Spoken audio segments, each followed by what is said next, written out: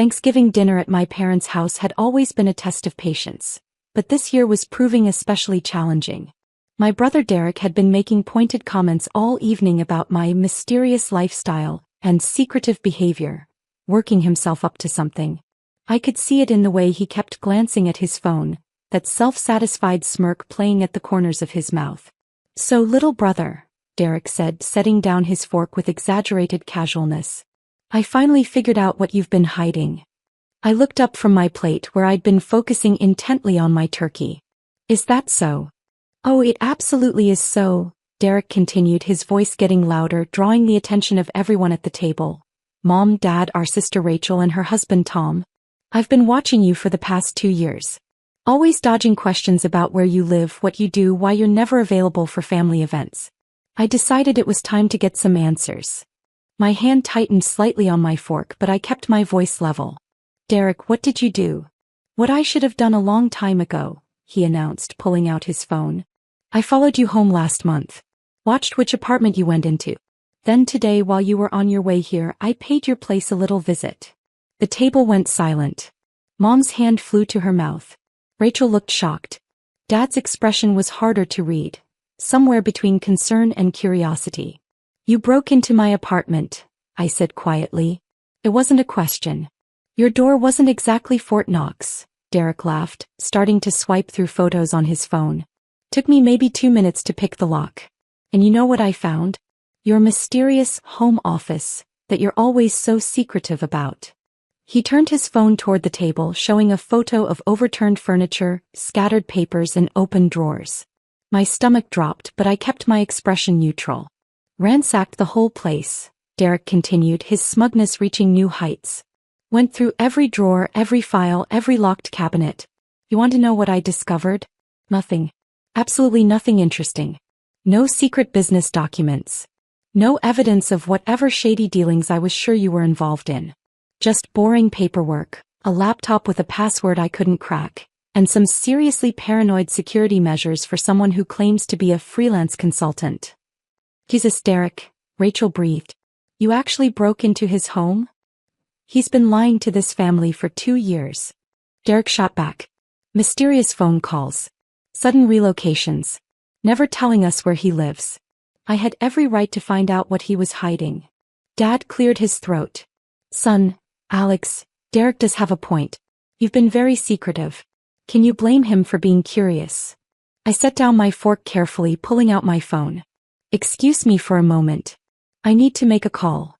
"Oh, here we go," Derek rolled his eyes. "Another mysterious phone call. Let me guess, you need to step outside to take it? Can't let the family hear your conversations." I ignored him, standing up from the table and walking toward the living room while dialing. The phone rang twice before a familiar voice answered. "Deputy Marshal Chin. It's Alex Morrison. Code Phoenix. We have a critical security breach at my safe house location. Subject's brother conducted unauthorized entry in search approximately." I checked Derek's photos, 3 hours ago. Multiple photographs taken. Unknown if location has been compromised to additional parties. The temperature in the dining room seemed to drop 20 degrees. I could hear Derek's smug expression faltering behind me. "Alex, are you in a secure location right now?" Chen's voice was instantly professional, alert. "Negative. I'm at the subject's family residence. The family is present, unaware of the situation. Do not move. Do not leave that location. I'm dispatching a team immediately. What's the address?" I provided my parents' address, acutely aware of the complete silence behind me. "Team is en route. ETA 12 minutes. Alex, I need you to secure all individuals present. Nobody leaves that residence until we arrive. Is that understood?" "Understood." "And Alex, this is bad. This is really, really bad. You know what this means." "I know." I ended the call and turned back to the dining room. 6 faces stared at me with expressions ranging from confusion to dawning horror.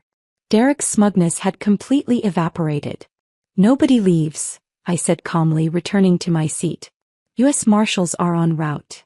"U.S. Marshals?" Mom's voice was barely a whisper. "Alex, what's going on?" "What's going on?" I said, my voice still calm but carrying an edge now. "Is that Derek just committed a federal crime.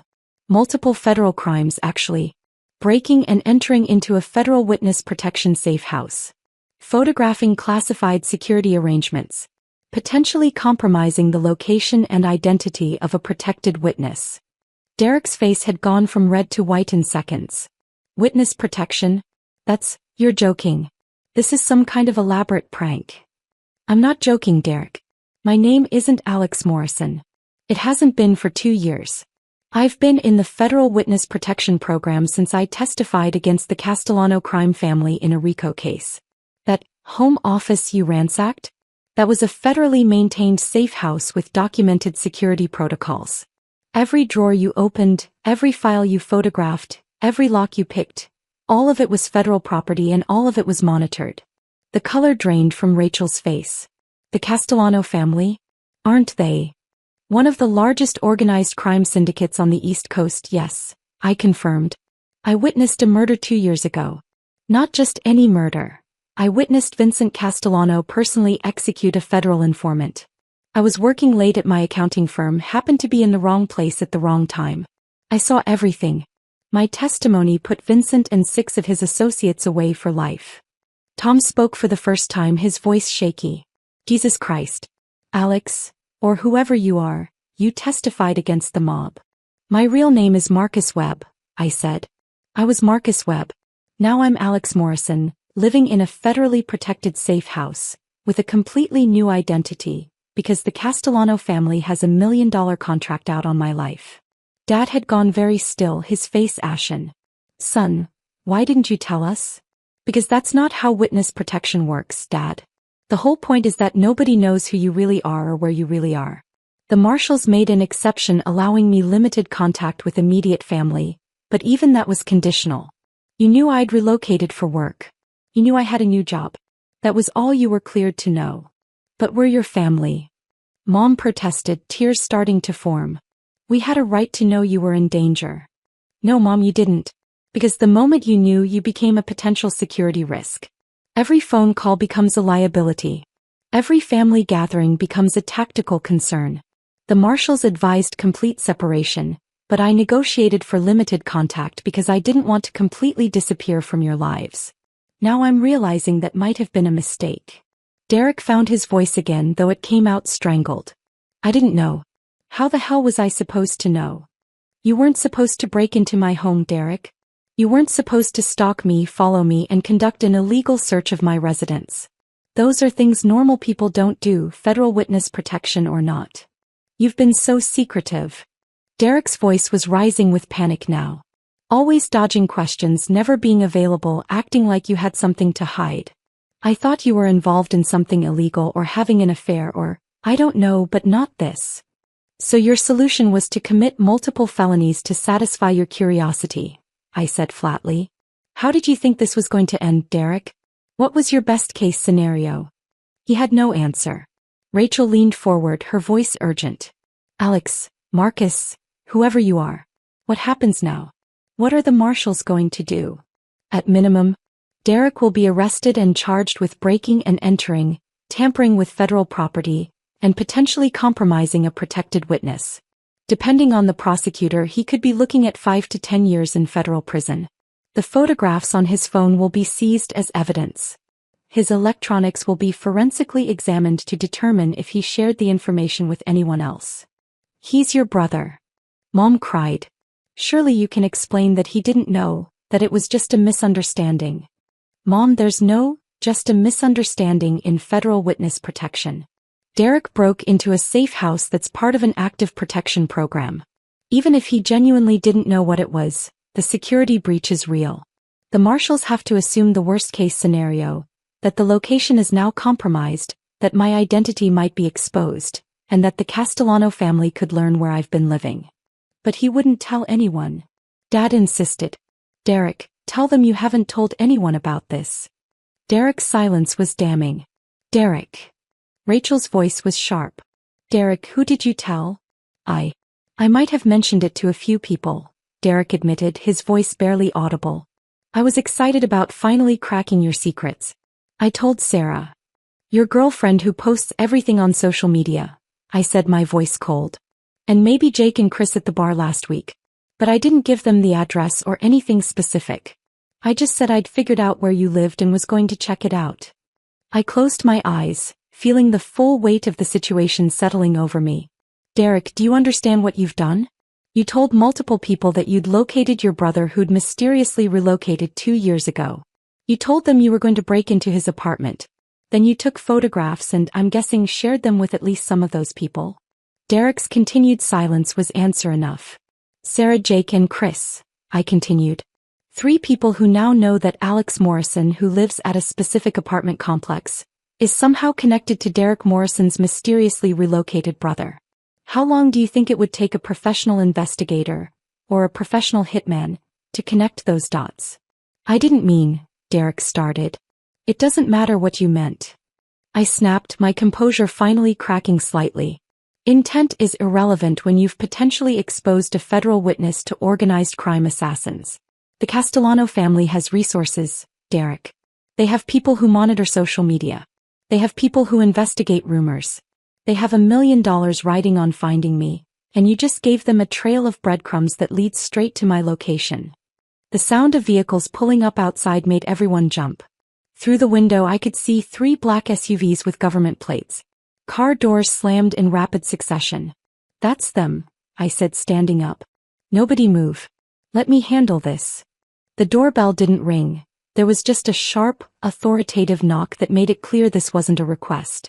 I opened the door to find Deputy Marshal Chin flanked by 4 other U.S. Marshals, all wearing tactical gear and very serious expressions. Deputy Marshal Chin, I greeted him. Alex. He nodded curtly, then addressed the room beyond me. U.S. Marshals Service. Everyone remain seated with your hands visible. We need to secure this location and question everyone present. The marshals filed in with practiced efficiency. 2 immediately moved to secure the exits. Another began photographing the scene. Chin approached the dining room table where my family sat frozen. Which one of you is Derek Morrison? Chin asked, though his tone suggested he already knew. Derek raised his hand shakily, just like he had when he was a kid being called on by a teacher. That's me. Mr. Morrison, I need to see your phone. Now. Derek handed it over without protest. Chin scrolled through the photos, his expression darkening with each swipe. You took 43 photographs of a federal safe house. You posted 6 of them to your Facebook account with the caption, "Finally found out what my secretive brother has been hiding." Those posts have been shared 17 times and have over 100 comments. Oh my God, Rachel whispered. Chin looked at Derek with an expression that somehow managed to be both furious and weary. Mr. Morrison, do you have any idea what you've done? I didn't know it was a safe house, Derek said, his voice cracking. I thought he was just being paranoid or hiding something. I didn't know about the witness protection thing. I didn't know about the mob. I just wanted to know why my brother was being so secretive. Your wants and your ignorance don't change the facts, Chin said coldly. You committed breaking and entering. You photographed federal property. You distributed those photographs publicly. And in doing so, you've potentially compromised an active witness protection case and endangered your brother's life. Mom started crying in earnest now. Dad looked like he'd aged 10 years in the last 10 minutes. Rachel was holding Tom's hand so tightly her knuckles were white. Another marshal approached Chin and whispered something. Chin's jaw tightened. Are you certain, sir? The social media posts have been picked up by at least 3 true crime forums. One user has already identified the apartment complex based on visible details in the photos. Chin turned back to Derek. Derek Morrison, you're under arrest for violations of federal law, including breaking and entering of federal property, tampering with witness protection security measures, and reckless endangerment of a protected witness. You have the right to remain silent. As Chin read Derek his rights, another marshal approached me. Alex, we need to move you immediately. This location is compromised. We're implementing emergency relocation protocols. How long do I have? 20 minutes to grab essential items from your current safe house. Then you're being moved to a secure facility until we can arrange a new placement. Your current identity is burned. We'll need to start over with a new name, new location, new everything. I nodded, having known this was coming the moment I understood what Derek had done. What about my family? They'll be questioned, their electronics seized for examination, and they'll be under surveillance until we're certain the Castellano family hasn't made contact. If we determine there's a credible threat, they may need protective custody as well. Rachel found her voice. Protective custody?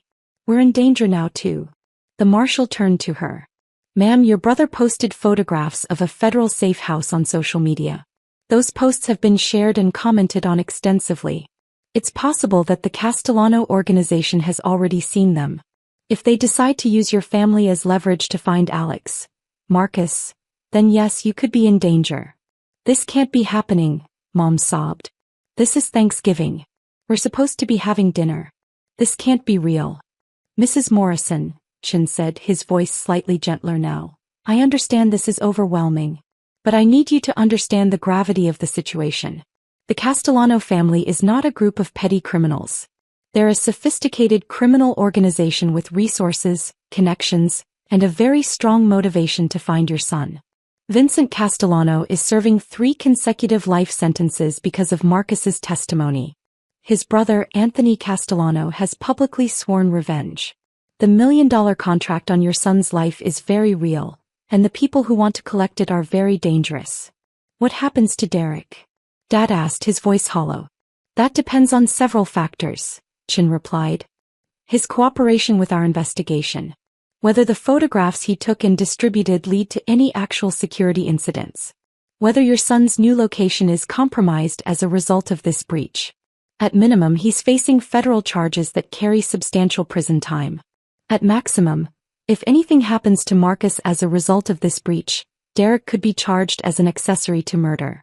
Derek made a strangled sound. A female marshal was already cuffing his hands behind his back. Derek, I'm so sorry, Derek said, looking at me with genuine terror in his eyes now. I didn't know. I swear I didn't know. I was just angry that you were shutting us out. I thought you were being selfish or hiding something bad. I never imagined. I know, I said quietly. But knowing you didn't intend this outcome doesn't change the fact that it's happening. You made a choice to break into my home. You made a choice to photograph it. You made a choice to post those photographs publicly. Every one of those choices led directly to this moment. What happens to you? Rachel asked me, tears streaming down her face. Do we ever see you again? I don't know, I admitted. The marshals will have to assess the risk level. If they determine that continued family contact is too dangerous, then no. You won't see me again. I'll simply disappear, and Alex Morrison will cease to exist along with Marcus Webb. That's not fair, Mom protested. You witnessed a crime. You did the right thing by testifying. Why should you be punished by losing your family? Because the alternative is being dead, Mom. The Castellano family doesn't forgive and they don't forget. I knew the risks when I agreed to testify. I made peace with potentially losing everything 2 years ago. I'd hoped I could maintain some connection with all of you, but Derek's actions tonight have made that impossible. The marshal who'd been talking to me earlier returned. Alex, we need to move. No. Our surveillance team has picked up unusual activity near your safe house. We can't confirm it's Castellano related, but we're not taking chances.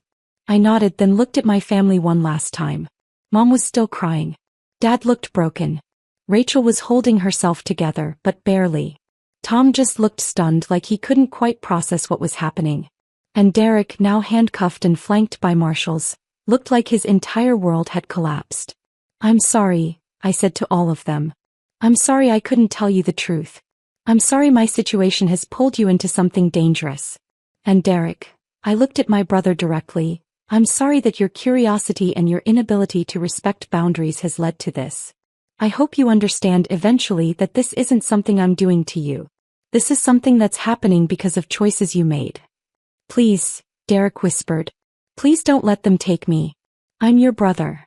You were my brother when you decided to break into my home, I said, my voice steady despite the pain in my chest.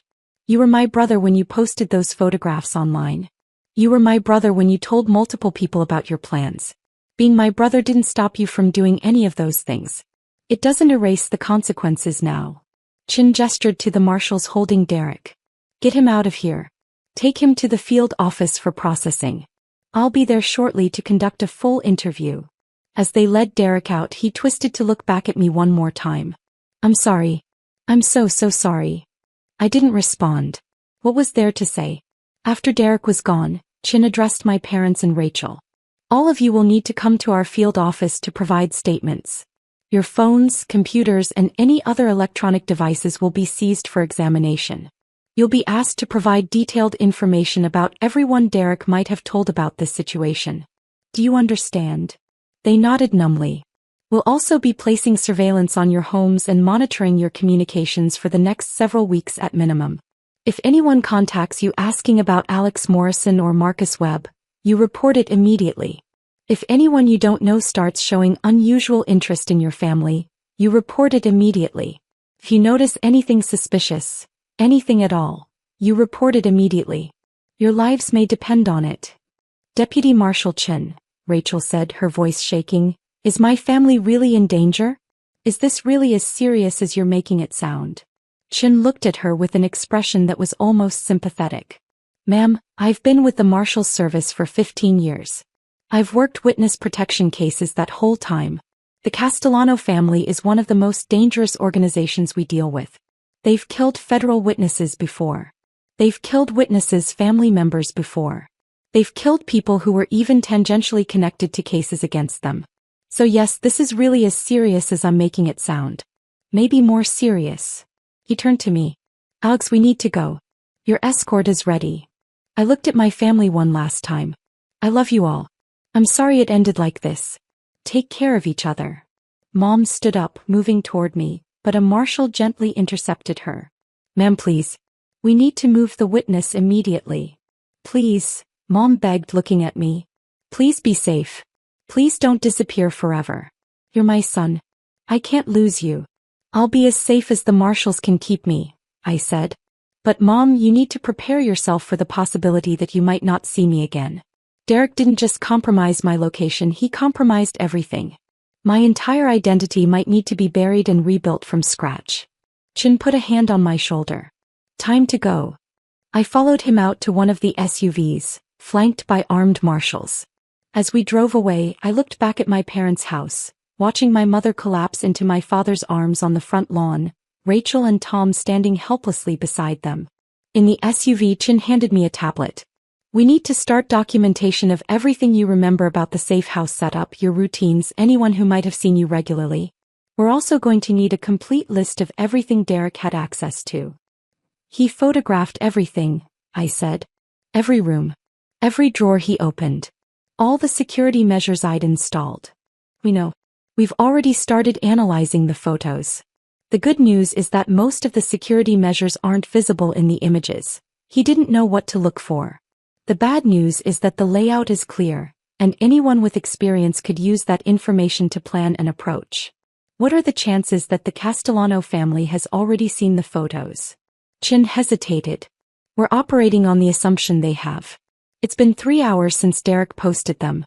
That's more than enough time for the information to reach interested parties. So my safe house is completely compromised. Not just your safe house, Alex. Your entire identity in that city is compromised. Every place you regularly visited, every person you interacted with, every routine you followed, all of it has to be considered burned. We're starting over from scratch. I nodded, feeling the weight of what that meant. 2 years of building a life, creating an identity, establishing routines. All of it gone in a single afternoon because my brother couldn't respect boundaries. What happens to Derek? I asked. That's up to the federal prosecutor, Chin replied. But between you and me, he's looking at serious time. Breaking and entering of federal property alone is 5 years. Add the witness protection violations, the security breach, the social media distribution, he could be facing 10 to 15 years, easy. If anything happens to you as a result of this breach, those charges escalate significantly. He didn't know what he was doing. Doesn't matter. Ignorance isn't a defense for federal crimes. He made a conscious choice to break into your home. He made a conscious choice to photograph everything. He made a conscious choice to post those photographs publicly. Every single one of those choices was illegal, witness protection or not. The fact that his illegal actions compromised a federal witness just makes it exponentially worse. We drove in silence for several minutes before Chin spoke again. For what it's worth, Alex, I'm sorry. I know you negotiated hard to maintain family contact. I know how much it meant to you. This is a worst-case scenario. It is what it is, I said. I knew the risks. I just didn't expect the threat to come from my own brother. Family is often the weakest link in witness protection, Chin said. Not because they're malicious but because they don't understand the stakes. They think they have a right to information, a right to know where you are and what you're doing. They don't grasp that those rights can get you killed. My phone buzzed, the encrypted phone the marshals had provided. A message from the relocation team, apartment clear. Packed essentials. Ready for transport to temporary facility. That's that then, I said. Alex Morrison is officially dead. We'll create a new identity for you, Chin assured me. New name, new location, new background. We'll do everything we can to keep you safe. I know you will. You've been good to me, Chin. I appreciate it. Just doing my job, he said, but there was something almost warm in his voice. Though I have to admit you're one of the better witnesses I've worked with. Most people in your situation would be falling apart right now. You're handling this with remarkable composure. Falling apart won't change anything, I said. My brother made his choices. I made mine when I agreed to testify. Now we both live with the consequences. As we drove toward the secure facility where I'd spend the next few weeks while the marshals arranged my new life, I thought about Thanksgiving dinner. The turkey that never got eaten. The family gathering that ended in handcuffs and tears. The brother who'd thought he was uncovering secrets and instead destroyed lives. Derek had wanted to know what I was hiding. Now he knew. And that knowledge had cost him his freedom, endangered our family, and erased whatever relationship we might have salvaged. I wondered if, years from now when he was released from federal prison, he'd think it was worth it.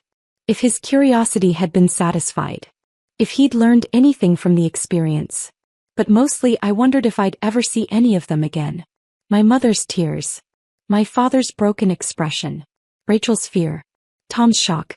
Those images would be the last memories I had of my family as Marcus Webb. Tomorrow I'd wake up with a new name in a new place with a new life. And Derek would wake up in a federal holding cell facing a decade or more in prison. All because he couldn't respect a locked door. The consequences of Thanksgiving 2024 would echo through our family for years to come. But at least I'd still be alive to remember them. That was more than Vincent Castellano's informant could say.